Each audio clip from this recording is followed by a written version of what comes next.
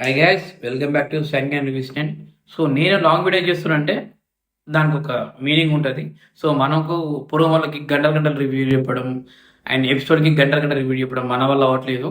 So అది కొంచెం high level ఉన్న వాళ్ళకి అవుతుంది. సో మనకైతే చిన్న ప్యాచ్ పచ్చ రివ్యూలు కాబట్టి సో అది కూడా కొత్తది కాబట్టి ఆ గంటల గంటలు నిలబడి చెప్పలేమో, గంటల గంటలు కూర్చొని చెప్పలేమో మన వల్ల కాదు. సో జరిగిందికి ఇది జరుగుతుంది తప్పని చెప్పడానికి మాత్రమే నేను లాంగ్ వీడియో చేస్తాను. సో చూద్దాం ఇది ఎట్లా పోతుందో, ఎంతవరకు వెళ్తుందో. అండ్ ఈరోజు మండే డే 79 ఆల్రెడీ షార్ట్లో మీకు చెప్పా ఎవరో నామినేట్ అయినారో. సో ఈ లాంగ్ వీడియో ఎందుకంటే నామినేషన్లో గొడవ దానికి రీజన్ ఎవరు, ఎందుకు అయింది, ఎట్లా జరిగిందని చెప్తాను నీకు మాత్రం. సో దీంట్లో కొంతమంది ఫ్యాన్స్ అయితే అవ్వచ్చు, కొంత ఫ్యాన్స్ యాంటీ ఫ్యాన్స్ తీసుకోవచ్చు. మీరు కామెంట్లో కూడా వేసుకుని ఎందుకంటే మీరు కామెంట్లో మంచిగా వేసుకున్నా నెగిటివ్ వేసుకున్నా నా వీడియో రీచ్ అయితే చాలు నాకు. బట్ నేను చెప్పాలనుకునేది రీచ్ అయితే కూడా చాలు. సో అందుకే మీరు కామెంట్లు పాజిటివ్ నెగిటివ్ ఏది తెలుసుకునే పర్లేదు. మీరు లైక్లు కూడా డిసైక్లు కూడా నాకేం ప్రాబ్లం లేదు. బట్ ఇప్పుడు జరిగేది చెప్తా. ఈరోజు నామినేషన్ చాలా ఫైర్గా జరిగింది. సో స్టార్టింగ్లో ఇమాన్యుయల్ని ఎవరైతే నామినేట్ చేస్తారో డెమాన్ పవన్ నామినేట్ చేస్తాడు. సో ఇక్కడ హీట్ జరుగుతుంది. కానీ దానికి ముందు ఇమాన్యుయల్కి తనుజకి కొంచెం ఫైట్ జరుగుతుంది. ఎందుకంటే ఇమాన్యుయల్ తనుజని నామినేట్ చేస్తారు కాబట్టి. సో తనుజ ఎవరి నామినేషన్ తనుజ యాక్సెప్ట్ చేయదు. తనుజ కదా ఎవరు యాక్సెప్ట్ చేయరు. బట్ అక్కడ ఏం జరుగుతుంది అంటే తనుజ ఎవరు చెప్పినా తను స్టాండ్ తీసుకుని మాట్లాడుతుంది. సో అది బాగుంటుంది. అండ్ తను గివప్ ఇవ్వకుండా తనకున్న యాటిట్యూడ్ తనకున్న నేచర్తోని ఎక్స్ప్లెయిన్ చేస్తుంది ప్రతి పాయింట్ని. అది ఓకే. కానీ ఈరోజు అన్ఎక్స్పెక్టెడ్ నామినేషన్ దివ్యని బర్నీ గారు చేస్తారు. వాళ్ళిద్దరి మధ్య చిన్న కాన్ఫ్లిక్ట్ జరుగుతుంది. నేను ఇదే పెద్ద లొల్లిరా బాబు అనుకున్నా, కానీ దానికి మించి అంతకు మించి వైల్డ్ ఫైర్ జరిగింది.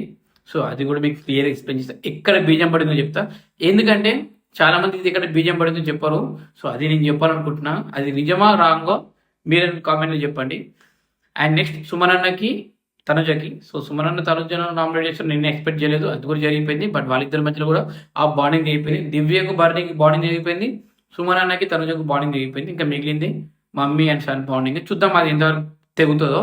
యాక్చువల్గా ఆ బాండింగ్ తెంపాలని వేసిన స్కెచ్చే ఈ క్యాప్టెన్సీ టాస్క్. దాని నుంచి నామినేషన్స్కి వచ్చిన గొడవ. అక్కడ పడ్డ బీజము ఇక్కడ వేయింది బాంబు. సో కొంచెం టైం పట్టింది దానికి. అది కూడా మీకు ఎక్స్ప్లెయిన్ చేస్తాం. ఓవరాల్గా ఇక్కడ దిమాన్ పవన్ ఎప్పుడైతే ఇమాన్యుయల్ నామినేట్ చేయడానికి వచ్చాడో, సో దానికి ముందు డిమాన్ పవన్ని కళ్యాణ్ నామినేట్ చేస్తాడు. సో డిమాన్ పవన్ నువ్వు గేమ్ గివప్ ఇచ్చావు, క్యాప్టెన్సీ గివప్ ఇచ్చా, నాకు నచ్చలేదు, వచ్చేటప్పుడు నువ్వు నవ్వుకుండా వచ్చావు అని చెప్పి అన్నాడు. ఇది కొంచెం ఫైర్ అయినా ఇద్దరి మధ్యలో ఒక ఫ్రెండ్షిప్ వల్ల కొంచెం కూల్గా సాగిపోయింది. గొడవ అవుతుంది అనుకున్న లోపల కొంచెం సర్దిమనుకొని ఇద్దరు మెచ్యూర్ మైండ్స్ అని కొంచెం క్లియర్ అయిపోయారు అనుకున్న లోపు ఇక్కడ రీతుకి నామినేషన్ ఎప్పుడైతే రీతు నామినేషన్లో సంజన గొడవ అయితే అది చాలా డేంజర్ గొడవ. సో సంజన గారు తను తప్పుగా మాట్లాడారు రీతు గారి గురించి. అండ్ తప్పుగా అంటే వేరే కాదు, దెమన్ పాయింట్ పట్టుకొని కూర్చుంటాము వేరేని, అది అసలు అవసరం లేదు. సంజన గారికి గొడవ వస్తే తనకి కోపం వస్తే ఏం మాట్లాడుతుందో నాకు అర్థం కాదు. సో తను అందరికన్నా పెద్దది వయసులో అక్కడ భార్యంగా తర్వాత తను అలా మాట్లాడకూడదు. బట్ అందరూ ఇమాన్యుయల్ చాలా గట్టిగా చెప్తాడు, వార్నింగ్ కూడా ఇస్తాడు. అట్లా మాట్లాడడం తప్పు తప్పు తప్పు.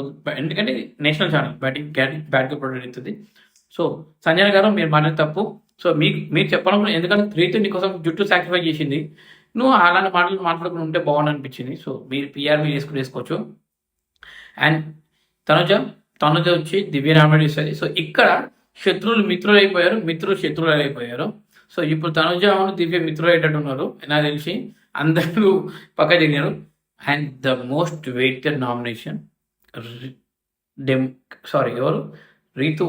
డెమాన్ కళ్యాణ్ వచ్చి రీతు వచ్చేసి డెమాన్ పవన్ వచ్చేసి కళ్యాణ్ చేస్తాం.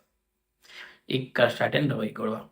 డెమాన్ పవన్ ఇమాన్యుయల్ని నామినేట్ చేయడానికి వస్తాడు కదా, అక్కడ జరిగింది. అసలు ఇది అంత ఈ డెమాన్ పవన్ తన పాయింట్స్ మంచిగా చెప్తా ఉంటాడు, కానీ ఇమాన్యుయల్ వింటూనే ఉంటాడు, అంతవరకు బాగుంటుంది. దీంట్లో సడన్గా యూటర్న్ తీసుకుంటాడు. గేమ్ యూటర్న్ తీసుకొని కళ్యాణ్ ఎంటర్ అవుతాడు.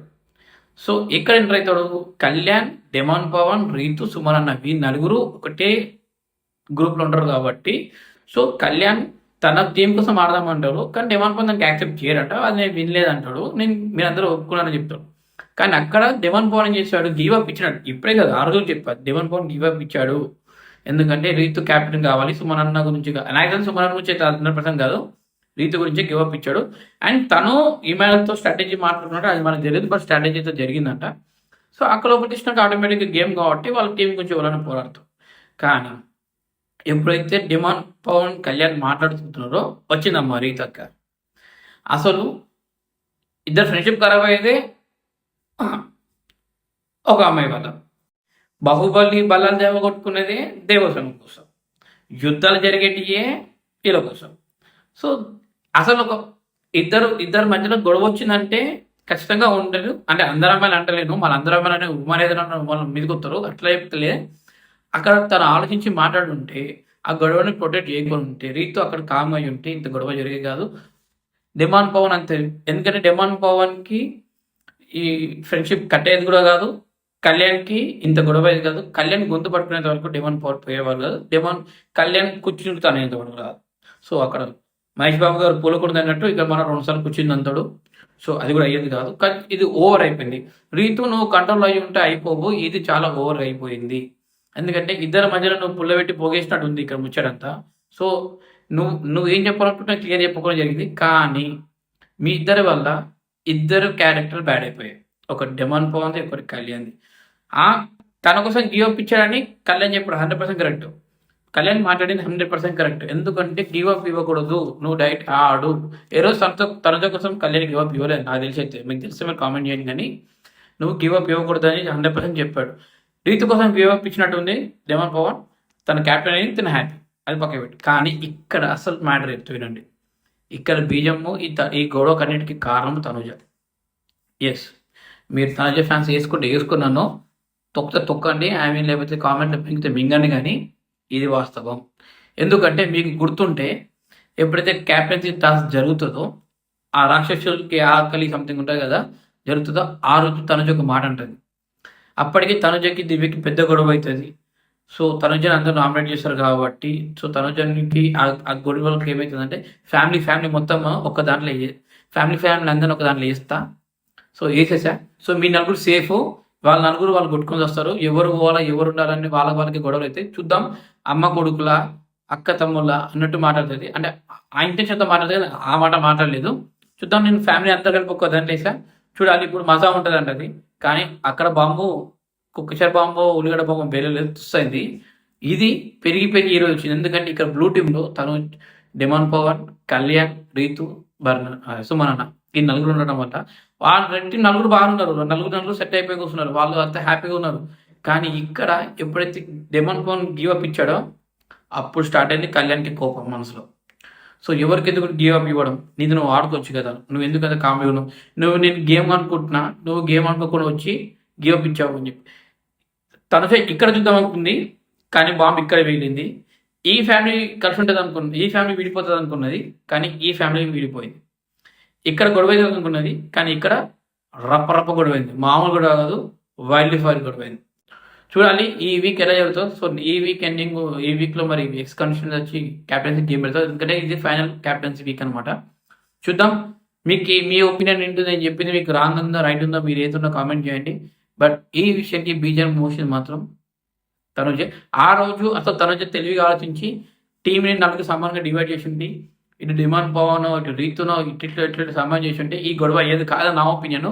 మీ ఒపీనియన్ ఏంటో ఈ టాపిక్ ఇంతవరకు ఎవరు మాట్లాడాలని కూడా నేను మాట్లాడాను, ఆ మాట్లాడే గట్స్ నాకు ఉన్నాయి.